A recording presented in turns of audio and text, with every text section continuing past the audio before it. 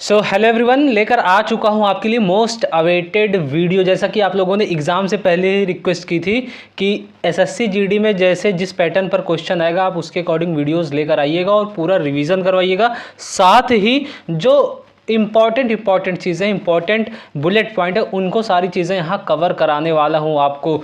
तो बिल्कुल तैयार हो जाइए, बहुत ही कम टाइम में सारी चीज़ें आपको कवर करा दूंगा। इससे सारे शिफ्ट में आपको 1 से 2 क्वेश्चन देखने को मिल रहे हैं। और अगर नहीं भी आप एसएससी जीडी प्रिपरेशन कर रहे हैं, फिर भी अगर आप किसी भी एग्जाम की प्रिपरेशन कर रहे हैं, भाई यहाँ से क्वेश्चन एट एनी कॉस्ट बनने ही है। तो ये चीज़ वेरी वेरी इंपॉर्टेंट है, इसको ध्यान में रखिएगा। बस मैं स्टार्टिंग में एक चीज़ कहूँगा कि वीडियो अगर पसंद आएगी तो दोस्तों हाइप जरूर कर दीजिएगा। कमेंट बॉक्स के साइड में हाइप का ऑप्शन आता है, हाइप कर दिएगा। तो चलिए बिना डिले किए हुए वीडियो को अपने स्टार्ट करते हैं। सबसे पहली चीज़, किसी भी चीज़ को पढ़ने से पहले उसकी पृष्ठभूमि समझ लेते हैं।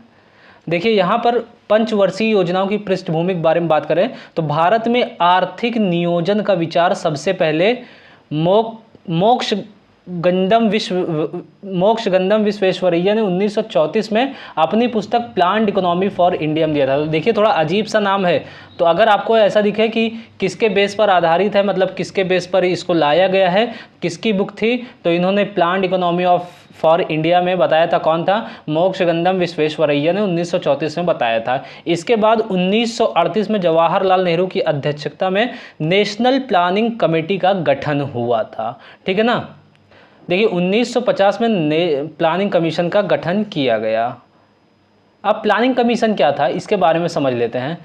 प्लानिंग कमीशन की बात करें तो इसका गठन 15 मार्च 1950 को किया गया था। अध्यक्ष इसके प्रधानमंत्री होते थे। यह एक गैर संवैधानिक मीन्स नॉन कॉन्स्टिट्यूशनल, मतलब ऐसी चीज़ जो कॉन्स्टिट्यूशन बनने के बाद बनाई गई है वो है गैर संवैधानिक संस्था।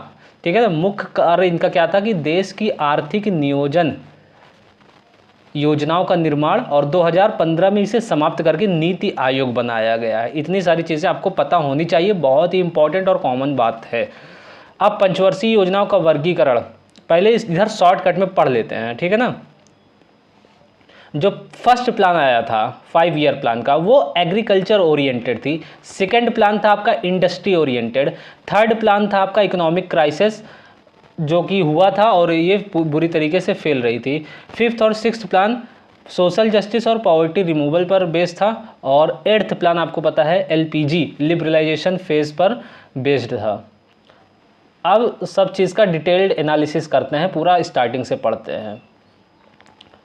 देखिए प्रथम पंचवर्षीय योजना की शुरुआत 1951 से 56 की योजना 1951 में शुरू हुआ था। 1956 इसका जो है लास्ट टर्म था। मॉडल था इसका हैरोल्ड डॉमर। बहुत इंपॉर्टेंट है दोस्तों। फोकस किस पर किया गया? कृषि और सिंचाई पर किया गया। इसमें जो प्रमुख परियोजनाएं बनाई गई वो थी भाखड़ा नंगल बांध, दामोदर घाटी परियोजना। सफलता क्या कर रहा था कि इसमें इस दौरान मानसून बहुत अच्छा था। अब बात करते हैं द्वितीय पंचवर्षीय योजना जो 1956 से शुरू होकर 1961 में एंड हुई थी। वो हैरोल्ड डोमल मॉडल पर बेस्ड था। इसका मॉडल जो है महालनोबिस मॉडल पर बेस्ड है। इसमें भारी उद्योग पर, उस पर कृषि उद्योग पर ध्यान दिया गया था। उसमें जो है आपको भाखड़ा नंगल बांध परियोजना विकसित की गई थी। इसमें स्टील प्लांट स्थापित किए गए थे। कहाँ पर? भिलाई, दुर्गापुर और राउरकेला में। थर्ड 5 ईयर की प्लान की बात करें 1961 टू 66।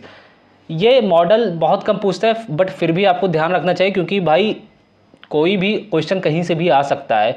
जॉन सैंडी एंड सुखमय चक्रवर्ती मॉडल पर बेस्ड था ये। फोकस इसमें आत्मनिर्भरता बताई गई थी। असफल होने का कारण था इसमें 1962 का युद्ध हुआ था चाइना से, 1965 का युद्ध हुआ था पाकिस्तान से और सूखा भी पड़ा था। तो तृतीय पंचवर्षीय योजना असफल रही थी। योजना अवकाश के बारे में बात करते हैं। योजना अवकाश 1966 से 69 के बीच योजना अवकाश था। अवधि इसकी 1 अप्रैल 1966 से 21 मार्च 1969 तक थी। ये क्वेश्चन आपसे पूछा जा सकता है। ठीक है ना। कारण था तीसरी पंचवर्षीय योजनाओं का विफल होना, युद्ध का बोझ और 2 लगातार वर्षों का सूखा।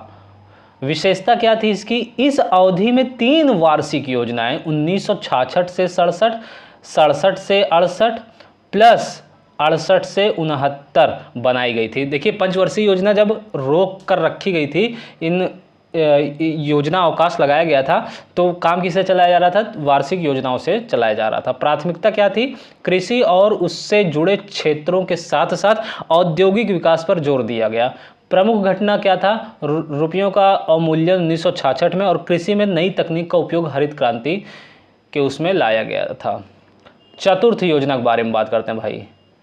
चतुर्थ योजना के बारे में तो 1969 में स्टार्ट हुआ था और 1974 तक चला था। पेन चेंज कर लेता हूँ, ठीक, ओके। मॉडल था अशोक रुद्रा AS मान्य मॉडल। लक्ष्य क्या थी इसमें? ग्रोथ और स्टेबिलिटी पाना था। The government nationalised 14 major Indian banks. इसमें जो चतुर्थ पंचवर्षीय योजना थी, मीन्स 4th 5 ईयर प्लान में 14 बैंकों का राष्ट्रीयकरण किया गया था और ग्रीन रिवॉल्यूशन को कृषि के क्षेत्र में और बूस्ट किया गया था। 5वीं पंचवर्षीय योजना की बात करें जो 1974 से 1979 तक थी, तो नारा इसमें देखिए, 5वीं से याद रखिए, 5वीं में ही गरीबी हटाओ का नारा दिया गया था इंदिरा गांधी जी की सरकार द्वारा। इसमें जो लक्षित विकास दर था 4.4% था, बट एक्चुअल में जो गेन किया गया वो 4.8 था। मतलब इसको समाप्त भी समय से पहले कर दिया गया, क्योंकि राजनीतिक परिवर्तन के कारण 1978 में इसे बंद कर दिया गया था। अब 6वीं पंचवर्षीय योजना के बारे में बात करते हैं। 1980 से 85 के बीच गरीबी उन्मूलन और रोजगार पर फोकस किया गया। IRDP योजना शुरू की गई।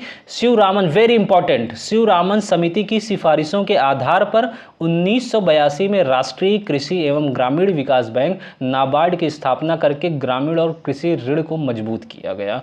इसमें जो टारगेट किया गया था वो 5.2% का था, बट जो रियल डेवलपमेंट ग्रोथ थी वो 5.7% थी, जो इसे सबसे सफल पंचवर्षीय योजना में से एक बनाती है 5.7 के साथ। 7वीं पंचवर्षीय योजना की बात करते हैं। इसका टेन्योर था 1985 टू 1990। फोकस इस पे उत्पादकता और रोजगार पर फोकस किया गया। देखिए, पूरा हॉलिस्टिक अप्रोच में बता रहा हूँ, 360 डिग्री कवर किया हूँ मैं। शॉर्ट टाइम में बहुत ज़्यादा चीज़ आपको प्रोवाइड कर रहा हूँ। तकनीकी विकास पर जोर दिया गया था। नेतृत्व राजीव गांधी ने किया था इसका। इनकी ही गवर्नमेंट में कंप्यूटर, इलेक्ट्रॉनिक्स और दूरसंचार को अपनाकर उद्योगों को आधुनिकीकरण पर जोर दिया गया था। ठीक है ना, ये थी 7वीं पंचवर्षीय योजना। 7वीं का क्या टर्म था? 1985 टू 1990। 8वीं पंचवर्षीय योजना की बात करते हैं जो मोस्ट इंपॉर्टेंट है दोस्तों।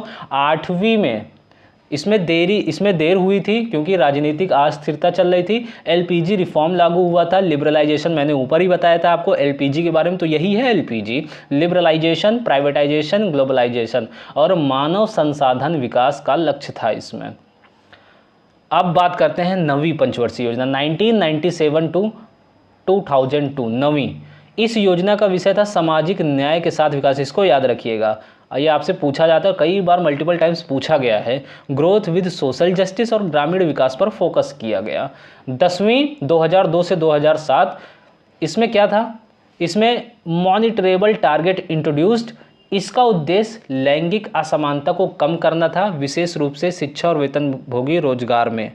ठीक है ना, इसमें उद्देश्य लैंगिक असमानता, जो भेदभाव हुआ करता था, उसको कम करना था।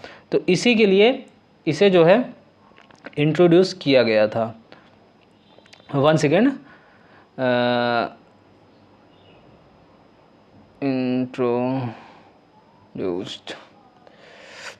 ओके। देखिए, इसमें जो टारगेट ग्रोथ था वो था 8.1%, बट एक्चुअल में 7.6%, तो कहीं ना कहीं ये पीछे हुई थी। देखिए, एक चीज़ मैंने बताया कि मॉनिटरेबल टारगेट इंट्रोड्यूस, इसका मतलब ये है कि जो 10वीं पंचवर्षीय योजना थी उसके तहत प्रमुख विकास संकेतकों के लिए निगरानी योग्य लक्ष्य निर्धारित किए गए थे। निगरानी योग्य लक्ष्य निर्धारित किए गए थे, उसी को हम यहाँ इंग्लिश में कहेंगे मॉनिटरेबल टारगेट इंट्रोड्यूस्ड। अब 11वीं पंचवर्षीय योजना पर चलते हैं। इसका जो टाइम पीरियड था 2007 टू 2012। इसमें क्या इंपॉर्टेंस है देखते हैं। इंक्लूसिव ग्रोथ रखा गया, इसमें शिक्षा स्वास्थ्य पर जोर दिया गया। सी रंगराजन के नेतृत्व में तैयार किया गया। शिक्षा का अधिकार, very very important, very important, शिक्षा का अधिकार, जिसके तहत 6 से 14 वर्ष की आयु के बच्चों को निःशुल्क शिक्षा को अनिवार्य कर दिया गया। अब आता है 12वीं पंचवर्षीय योजना। देखिए 12वीं पंचवर्षीय योजना सस्टेनेबल और इंक्लूसिव ग्रोथ पर टारगेट कर रही थी। ये अंतिम योजना भी है आपकी, इसके बाद कोई 5 ईयर प्लान नहीं आया। इसके बाद आपको पता होगा नीति आयोग का इस्टेब्लिशमेंट किया गया। इसका विषय था, देखिए लास्ट है तो इम्पॉर्टेंट भी है, तो इसका जो थीम है उसको याद रखिएगा, तेज, अधिक समावेशी और टिकाऊ विकास। अब कुछ हिडन फैक्ट्स देख लेते हैं जो आपसे मिस हो जाते हैं। देखिए प्लानिंग कमीशन ये एक नॉन कॉन्स्टिट्यूशनल बॉडी है। नीति आयोग थिंक टैंक और प्लानिंग बॉडी नहीं है, ये थिंक टैंक का काम करता है। नीति आयोग, इसमें आपसे डिफरेंस पूछा जा सकता है। तो नीति आयोग ये थिंक टैंक का काम करता है, ये कोई प्लानिंग बॉडी नहीं है। प्लान हॉलीडे 1966 to 69 रहा है। ग्रीन रेवोल्यूशन किस प्लान में स्टार्ट हुआ? तो थर्ड 5 ईयर प्लान में ग्रीन रिवॉल्यूशन स्टार्ट हुआ था। रोलिंग प्लान कॉन्सेप्ट किसने दिया था? तो मोरारजी देसाई के समय आया था। एक बार फटाफट रिवीजन कर लेते हैं।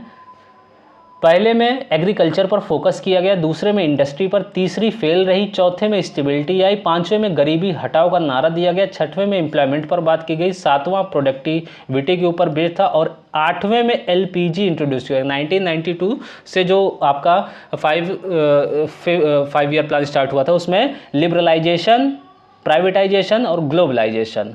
जस्टिस, 9वें में जस्टिस की बात की गई, 10वें में फिर से ग्रोथ की बात की गई और 11वें में इंक्लूसिव की बात की गई, समावेशी बात की गई और 12वें में सस्टेनेबल की बात की गई। इसके बाद आपका 5 ईयर प्लान यहाँ पर एंड हो जाता है। ये लेक्चर आपको कैसा लगा दोस्तों कमेंट बॉक्स में ज़रूर बताइएगा। बहुत मेहनत लगती है एक लेक्चर को डिज़ाइन करने में, बहुत ही सीक्वेंस में बनाने में। और अगर आपको इसकी PDF चाहिए तो आप टेलीग्राम ग्रुप में हमारे इस PDF को ले सकते हैं, फ्री ऑफ कॉस्ट मैं अपलोड कर दूँगा।